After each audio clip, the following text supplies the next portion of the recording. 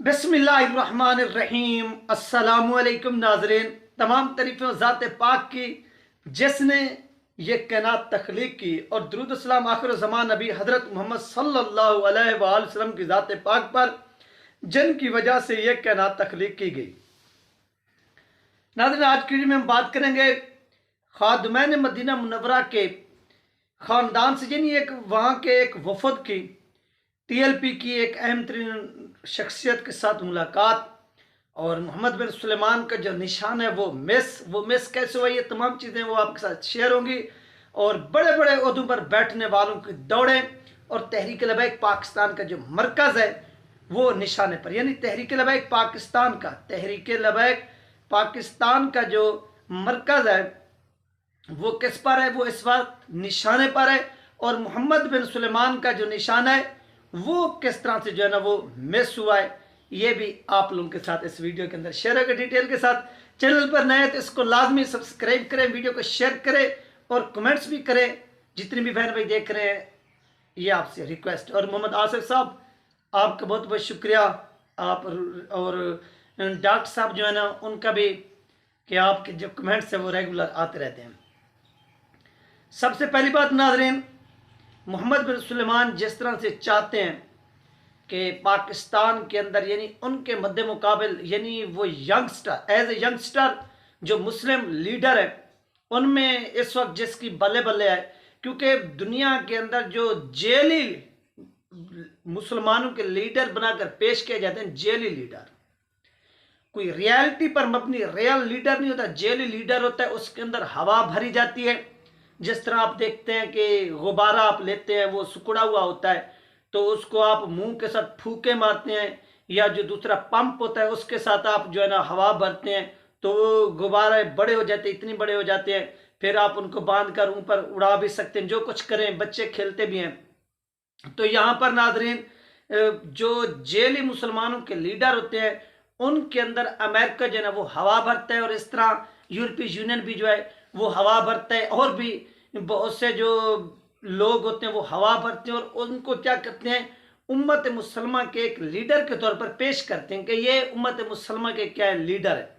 और जिसमें मोहम्मद बिन सुलेमान जो है उसको भी इस तरह से पेश किया गया इस वक्त दुनिया के सामने कि ये मुसलमानों का एक उभरता हुआ यंग, यानी यंगस्टर जो है वो लीडर है, वो रहनुमा है। लेकिन उसको मैं ना लीडर समझता हूँ, ना मैं रहनुमा समझता हूँ। लीडर भी रहनुमा इस तरह, तो ये उसके अंदर इबैलिटी है ही नहीं।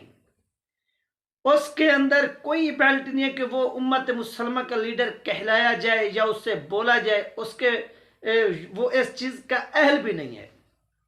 ये मैं आपको रियलिटी पर मबनी यहां पर साबित भी करेंगे। तो वो जिस तरह से एक खौफजदा अल्लामा साद हुसैन रिज़वी साहब से कि TLP का ये जो लीडर है, यानी साद हुसैन रिज़वी साहब, ये उसके लिए खतरा है। उसके लिए खतरा है, क्यों उसके लिए खतरा है? इस वजह से है कि ये असल में आप जेली लीडर, असली और नकली लीडर में अगर आपने पहचान करनी है तो यहां से आप पहचान कर सकते हैं कि एक बंदा है जो उम्मत की बात करता है, उसके ऊपर electronic media, print media, social media के जितनी प्लेटफॉर्म है, फेसबुक, यूट्यूब और इस तरह इंस्टाग्राम, व्हाट्सएप वगैरह जितनी भी यानी सोशल मीडिया के प्लेटफॉर्म है उन पर क्या है, बैन है।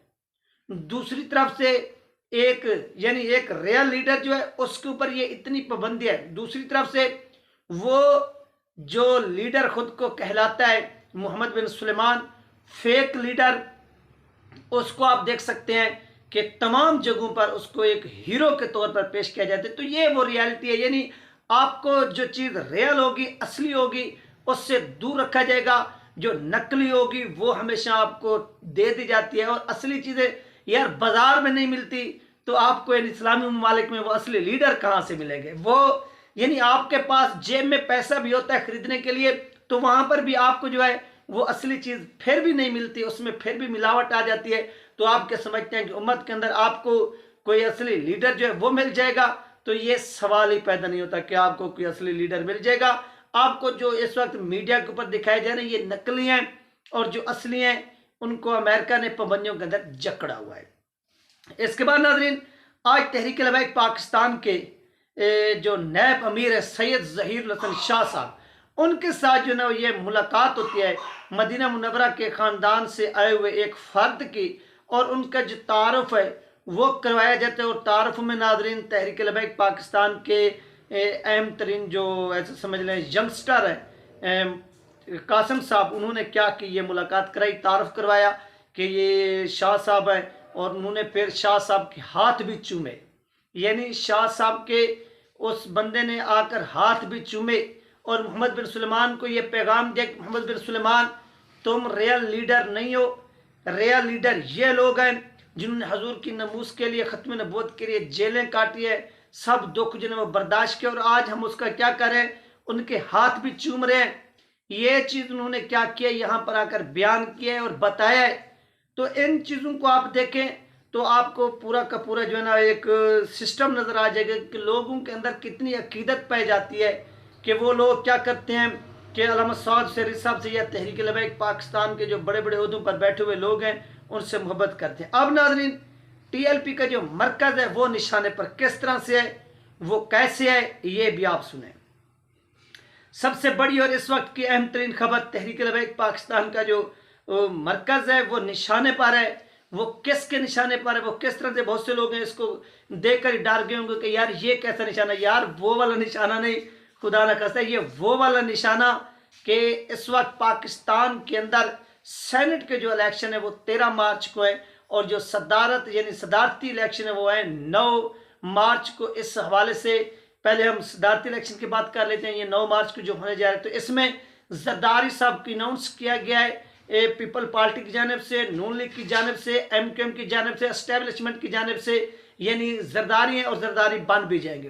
तो दूसरी तरफ से जो अनाउंस किया गया लीडर, उनमें से नाज़रीन जो लीडर हैं उनका नाम है, यानी जो दूसरी तरफ से PTI हो गई, सुन्नी इत्तेहाद कौंसिल हो गई, और महमूद खान अचकज़ई को जो है ना वो नामजद सुनने में आ रहा है कि किया जा रहा है, वो वहाँ से जो है ना वो क्या करेंगे, लीड करेंगे, क़यादत करेंगे। तो इन चीज़ों को देखते हुए जो इनकी दौड़ें हैं वो तहरीक लबैक पाकिस्तान के मरकज़ की तरफ जो है वो लगने वाली हैं, और इनके जो निशाने हैं यानी सुन्नी इत्तेहाद कौंसिल का जो सरबराह है वो हो गया, या PTI की लीडरशिप होगी, और दूसरी तरफ से नून लीग की लीडरशिप यानी शहबाज शरीफ हो गया, और इनके जो चमचे करचे हैं ये हो गए।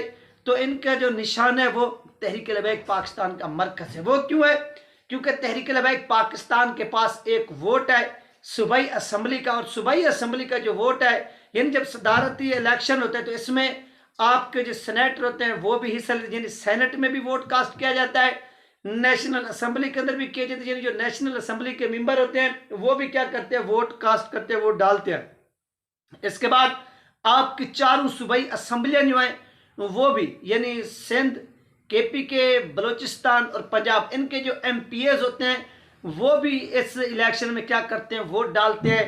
तो इस तरह से वो भी क्या करेंगे, इसमें अपना वोट है वो डालेंगे। और यहाँ पर तहरीक लबैक पाकिस्तान का भी एक वोट, और सदारती इलेक्शन काफ़ी टफ है, यानी पंजाब के अंदर देखा जाए या ओवरऑल तो यहाँ पर नून लीग को तो बढ़ती नजर आई, लेकिन सदारती इलेक्शन में ओवरऑल देखा जाए तो PTI जो है ना, ये अगर उनको मखसूस नशिस्तें मिल जाती हैं तो मुकाबला टफ हो जाएगा। इस वजह से इनकी ये दौड़ें कि एक ये वोट है वो TLP का हमें मिले और हमारे खाते में मिले, यानी हमारे खाते में ये पड़े।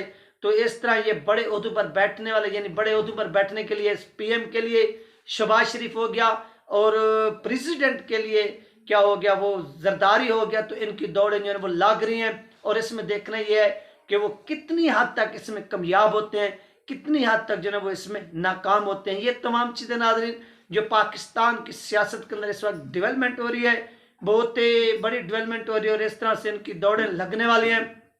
तो इनकी दौड़ें लगती जा, दुआ करें कि इनकी जब ये दौड़ लगाएं तो इनकी टांगें टूट जाएं और ये नीचे गिर जाएं, ताकि अवाम जो है वो सुकून से इनको ऐसा समझ लेंगे दूसरों का मोहताज होता हुआ देख ले, क्योंकि ये मोहताज हैं एस्टेब्लिशमेंट की, ये अवाम के मोहताज नहीं है। वो लीडर कामयाब होते हैं जो अवाम के मोहताज होते हैं, वो अवाम के पास जाते हैं, अवाम से मांगते हैं और अवाम से वोटों की भीख मांगते हैं, और जो राइट है, और यही चीज़ है जो आपको अमीर बनाती है, ये वोटों की भीख जो गरीबों के पास है, जो अमीर बनाती है MPAs को, MNAs को और बड़ी बड़ी पार्टियों को, वो हुकूमत में आते हैं तो असल ताकत का सरचश्मा पाकिस्तान की ये अवाम है, जिसे पाकिस्तान के अंदर रिजेक्ट किया जा चुका है, और असल ताकत का जो सरचश्मा है उसे एस्टेब्लिशमेंट को समझा जाता है।